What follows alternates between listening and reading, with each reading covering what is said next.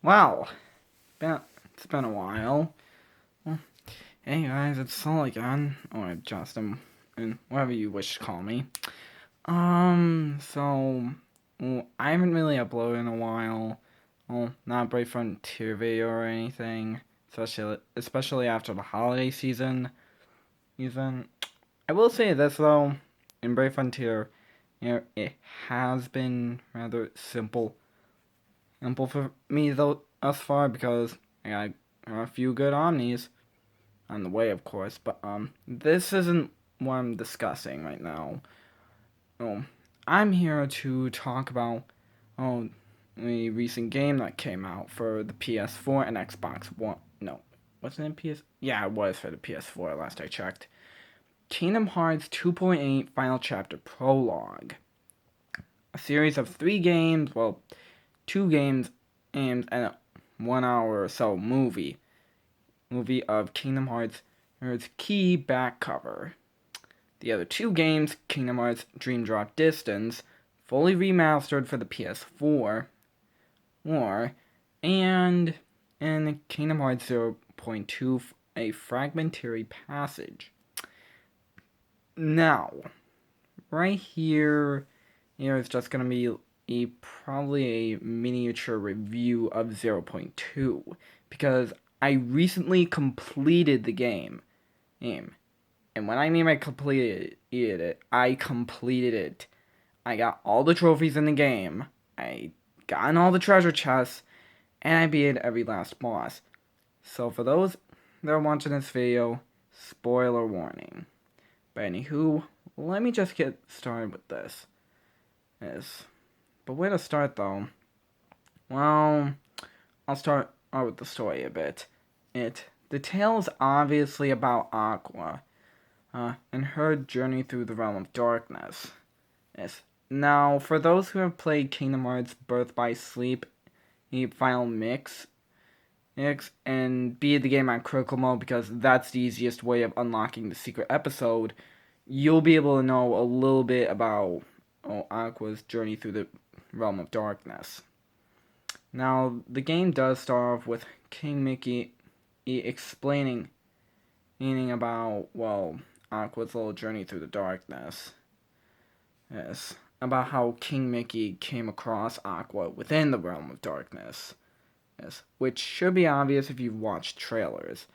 Now, it starts off with Aqua walking down the dark road, and that's where the tutorial section begins. And controls are pretty simplistic, and basically, the story progresses to a point where you got a little bit of freedom to explore, or around the castle town, as it's called. Basically, it's supposed to be a part of the world of a certain world, Cinderella's world to be exact, the Castle of Dreams. Now, that is the first area you go to in the game. Your main objective is to basically hit at least 5 different clock gears, at least with a full combo to basically turn back the clock that's on the clock tower for the castle. Now, while you're exploring it, you will come across some Heartless, and also be sure you grab open any big chests throughout the game, because those are basically the maps. Now, you're probably wondering what difficulty I played the game on. Well, I made the decision of playing the game on my first run on Proud Mode. And let me tell you, it is quite difficult to play the game on Proud Mode. And a little warning right now, the game gets progressively harder as time goes on. And since 0.2 is a very short game, about maybe a 2-hour long game, depending on how well you play the game, yeah, it's gonna be one those games where it's short, but it's very difficult as it progresses rapidly. Now, basically, let me get into more about gameplay. As you, basically, restore the clock tower, you will essentially gain little abilities for Aqua, like being able to cast magic, being able to do the double fly ability, which gives you a secondary jump, the air slide so you can dash forward while in midair, and the shot lock, which is a strong move, but it takes up the focus gauge, and the only way to refill the focus gauge is by getting the focus droplets that enemies may drop. But there are only 6 enemy types in the game. Common Shadows, Neo Shadows, there's Flutterlings, which are a new kind of Heartless that, well, they're flight-based Heartless, and they can be kind of tricky to take down. They only have like 3 normal attacks. One where they go onto the ground and try to spin themselves towards you, while in the mid. One while in air, to either dart towards you to hit you, or shoot a bit of a widespread 3-shot projectile attack at you, which doesn't home in, thankfully.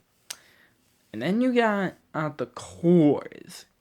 Let me tell you, these enemies can be hard to deal with if you don't know what you're doing. There's water cores, flame cores, and earth cores. Earth cores are the last ones you won't see until you gain access to the dark depths. Flame cores, though, you'll see at the start of the game, at least one of them. They have quite a bit of HP, and if you lower their HP enough, they'll, well, gain a bit of invincibility. Their bodies will be cloaked in flames.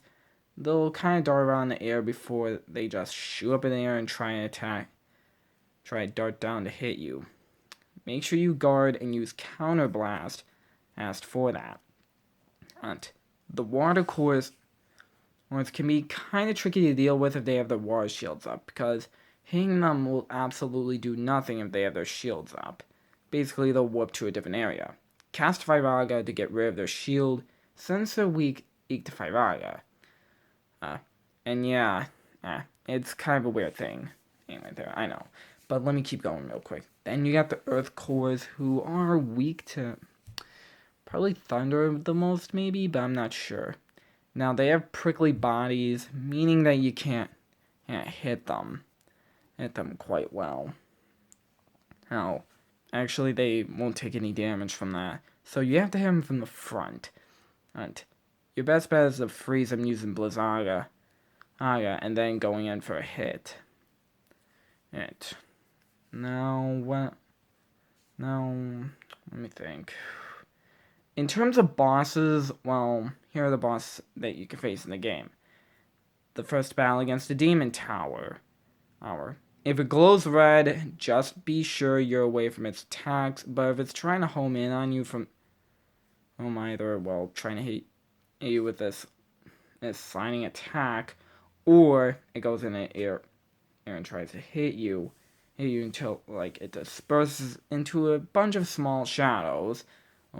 Just dodge roll and then guard immediately for, if you're playing on proto critical mode, you'll probably take a lot of damage. Make sure you hit when it's just basically a normal color of yellow. Now, the second boss you face is Phantom Aqua, as shown from the trailer. Now, you do face her about 3 different times, but the third fight is the most important, because she has the most health there, and she'll be using the Spellweaver style change as well. Yes, style changes are in the game as well. I'll just so you know. The bar that builds up is kind of different, though. Well, there's actually a few different finish commands. Blizzaga, Thundaga, and Firaga. Although if there was a Kiraja, that would have been good, but it doesn't count as an attack, unfortunately. Now, there is another type of style change, but that's until you get into the depths of darkness. And as spoilers, when King Mickey is with you. So, now, let's think. Be sure you pay attention to Phantom Aqua's attack patterns, for she will be hard to deal with. That's for sure. She does attack rather rapidly, but if she does leave herself wide open for a bit by you just steadily walking around a bit, try and hit her. If she is glowing a bit and disperses into multiple aquas. If you still have MP left, cast Thundaga to expose her. You'll have a better chance that way of getting at her. Although, I want to get into the objectives real quick. These things can be very hard to complete, especially on critical mode. One of them is Queen of the Rank, where it says you have to spin in the fight with Phantom Aqua. The third fight, by the way. Now, it doesn't explicitly say what to do. So, I'll clear things up here. Basically, you have to use the finish command of your Spellweaver. Either style, it'll change. That's basically it. But as simple as it may sound, it's easier said than done. So basically, yeah, be sure you guard well and make sure you get in as much hits as possible here. Although on critical mode, the damage has been tweaked so the player can deal more damage to enemies on critical mode. If you're playing on proud mode, you're lucky right now because you won't take too much damage as you normally would when the game first came out. And trust me, taking damage on proud mode was a little too much. That's if you ask me. Now what else? Oh yeah, after that fight, you will come across the dark side holding up. Oh wait, hold up. Before I keep going, if you're doing your second run through of 0.2, there's another objective that's increasingly tedious. One of the most tedious of all. And that is Flawless Victory, in which you have to defeat Phantom Aqua without taking a hit. I got stuck on that for a whole freaking hour. I'm not kidding. I got stuck on that for an hour because as I kept getting hit and I couldn't either dodge in time or guard right. I was still getting a bit used to the game, and it was a little too fast for my taste, thank you very much. And plus the Blizzaga attack he casts can quite suck.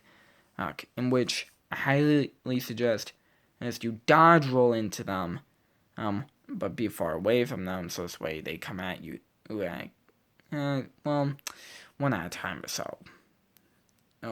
It's much more easier to manage if you're from afar. Trust me.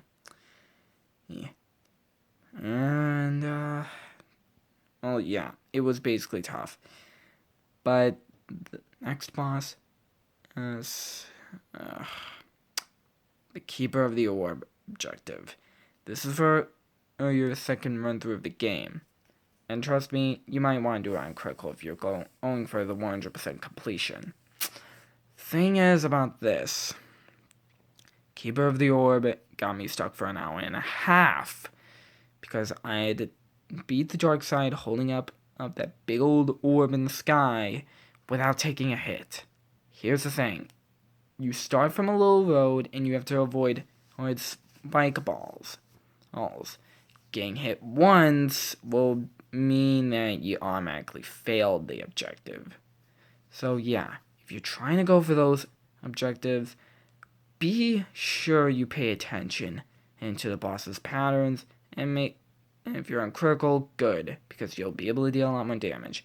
Use your shock locks when necessary, or better yet, for both the Phantom Aqua fight and the third try, in short, or if you're trying to go for those no-hit objectives, use your shot lock to slow down time, to basically get a little bit of your bearings. This way, you can counteract things a bit more easily. I found that little trick out when I was doing the Phantom Aqua fight.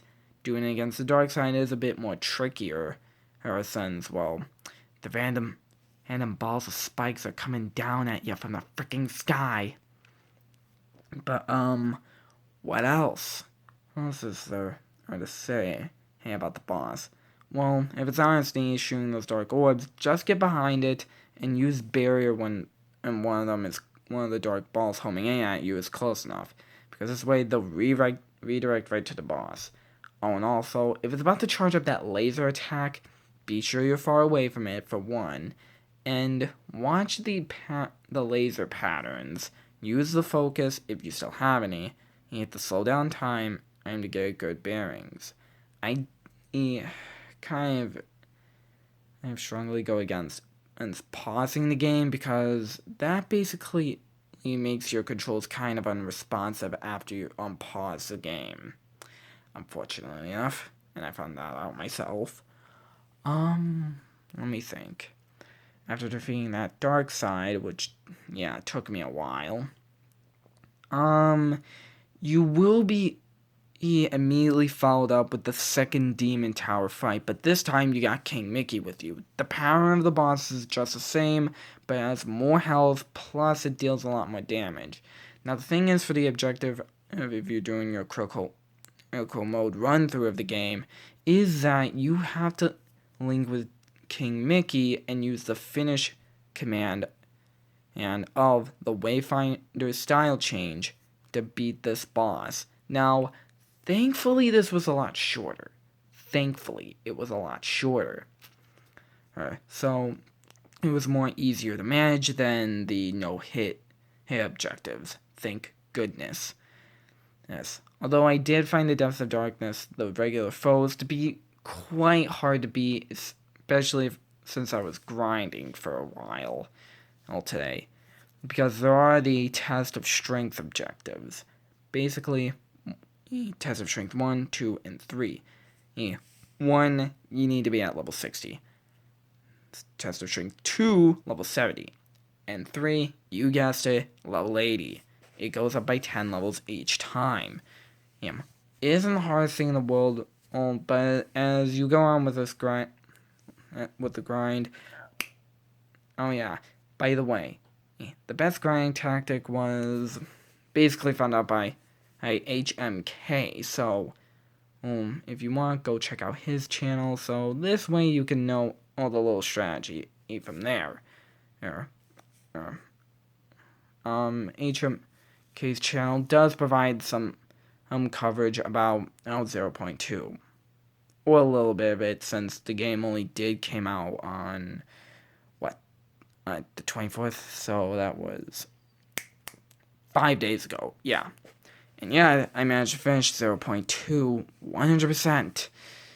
And by golly, was my critical mode run a nightmare. But the final boss of the game,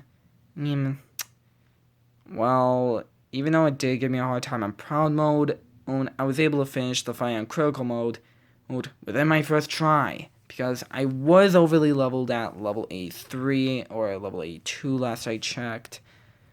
And this was after the tediousness that was the secret boss. Huge spoiler here. You have to fight you'll be fighting a few waves of enemies and a couple of bosses. First enemy, the dark side.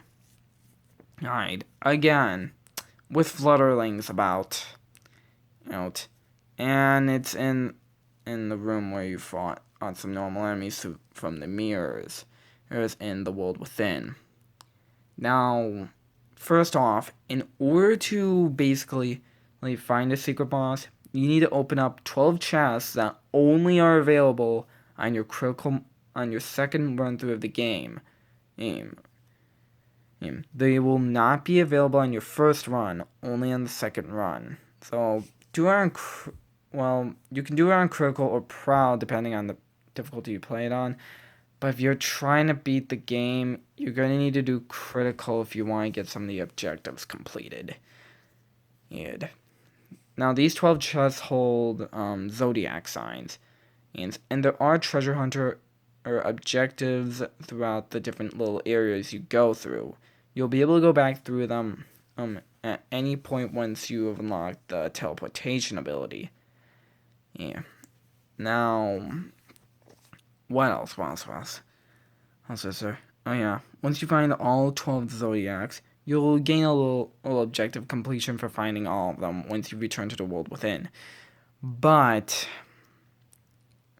like I said, you have to fight through waves of enemies. First one is the dark side, The second one will be against a few foes. Mainly earth cores, or flame cores, and water cores. So yeah, the cores. Second one, however, will feature, flutterlings, shadows, and neo shadows, which those enemies are a lot more pumped up, meaning that they'll deal a lot more damage than the ones you've encountered through the depths of darkness. Yeah, that's gonna be fun. And trust me, I got at least a couple of game overs because of that. Yes, I died. But if you choose a retry option, you'll be able to redo it from the checkpoint, from the current wave you're on. And by the way, Neo Shadows and Flutterlings are Wave 3.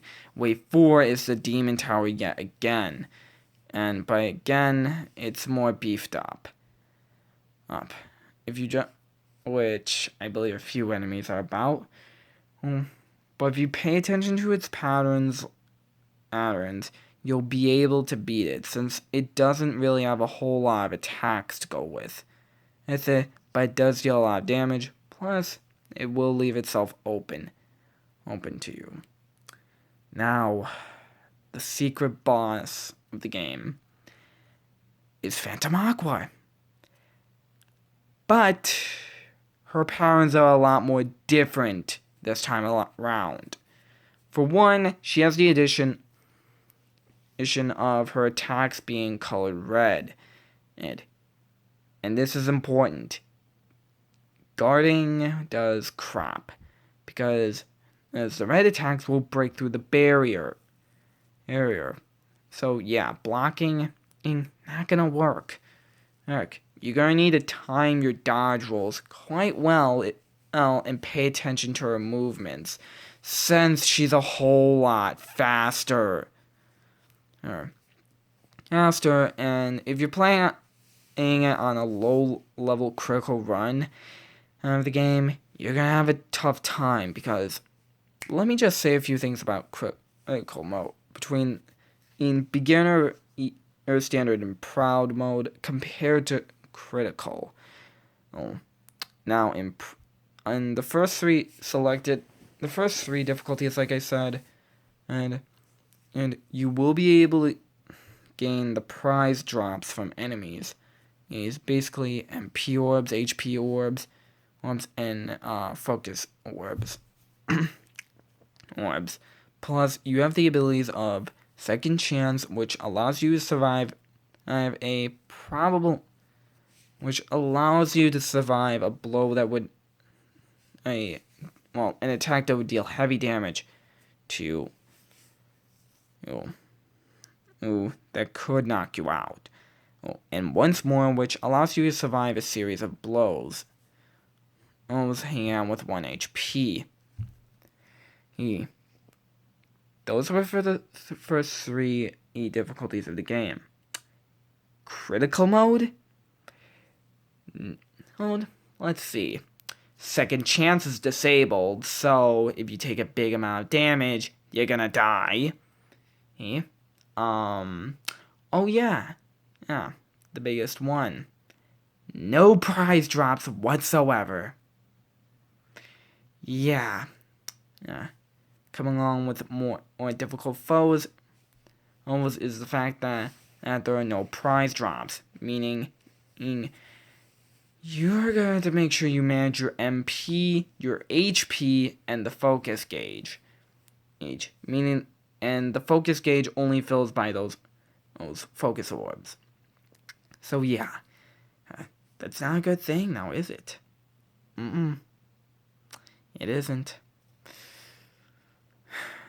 But trust me, if you see other people played Phantom Aqua, you would see how they can beat it within their first try. But for me, it took me an hour and a half to do so.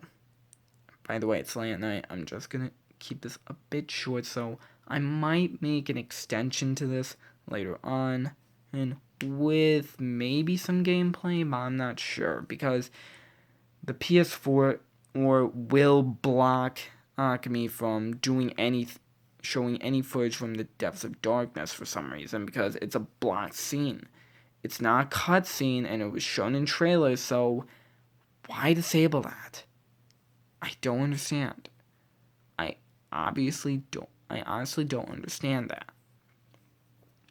But still, critical mode will be the bane of your existence if you're not too careful. Now, in terms of, well, the responsiveness of the game, it does respond fairly well, but you're going to need a good, controllability. What's the word I'm looking for? Well, you have to adapt to the controls of the game and master or dodging quite well, especially when Phantom Aqua will use her style change, and trust me, it gets a little bit complicated. And at first, she'll do 3 rounds with 3 clones, shooting red orbs, meaning you have to dodge roll into them for better chances. Make sure you're close. I'll spy her. Alright, this way you dodge them, and then you can dodge the next 2. In which she vanishes, she giggles, and a moment after, be sure you guard, because she'll have a series of clones rushing you with a spinning keyblade. And she'll vanish again, and do about 2 cartwheels, and then do another little rush of keyblade strokes. One more spin towards you, guard again, and then use counterblast, but immediately you use barrier after using counterblast. But make sure you use counterblast when the red orbs are coming at you. You'll gain an invincibility frame right there. But make sure you guard immediately after, you'll have 2 more sets of bomb rushes with her keyblades. And it's coming towards you. And then use the invincibility frame again with counterblast. She'll then do the her finishing move of the style change with 3 clones. And guard when she's about to close in. And then counterblast after she finishes the move. She'll then lightly giggle, in which she'll unleash a powerful Blizzaga. And here's the thing with this one. She'll be attacking you with the red keyblade swings during this. So you don't have to worry about the blizzard coming at you. Although, on one of my attempts at her, I had my style change, and when I used the finish, when she was basically doing her ultimate attack with her desperation attack with the style change, I somehow finished her off, which I'm glad I did. And after that, you gain a good MP boost from that, but still, that was way too difficult and long for me. And then we come to the final boss, the Demon Tide. Now, this boss fight can be relatively simple if you're overly leveled like how I was. I'll be sure you pay attention. It's like the Demon Tower fight, right? But now there's are different attacks. It can rush at you at least 3 times. Make sure you go and use counterblast for that. But if it goes in an air circling about, then it will go underground. It will home in on you. Be sure you guard.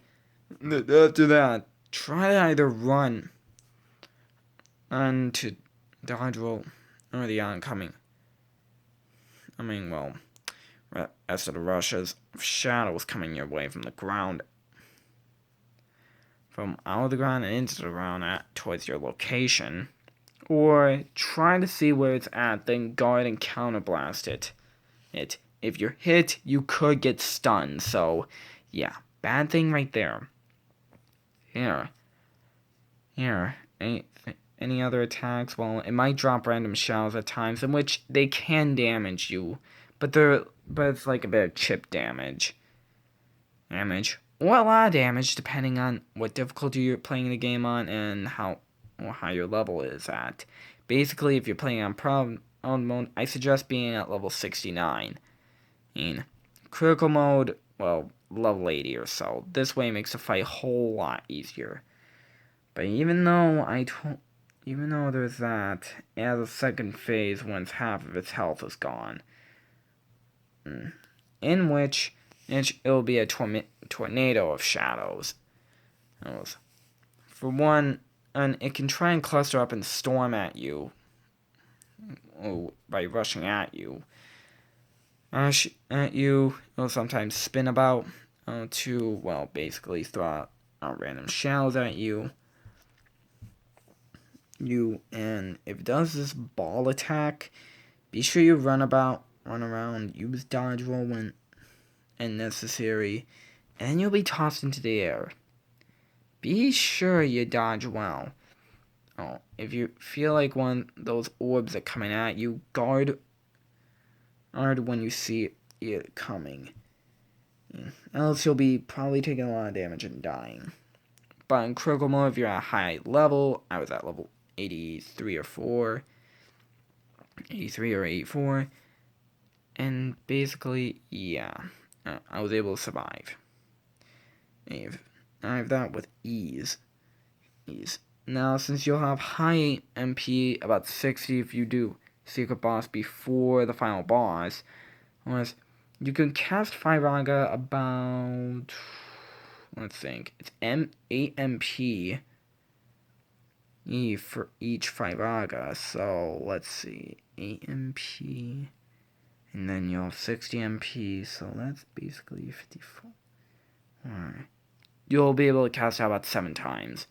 For Blizzaga and Thundaga, let's think, 12, 24, that's 2, 48, that's at least 5 times, but using Firaga is much more useful, plus it gives you at least 2 extra hits to tack on there. Yeah. Now, I've really gone on long enough as it is. The story, I'll leave it at that.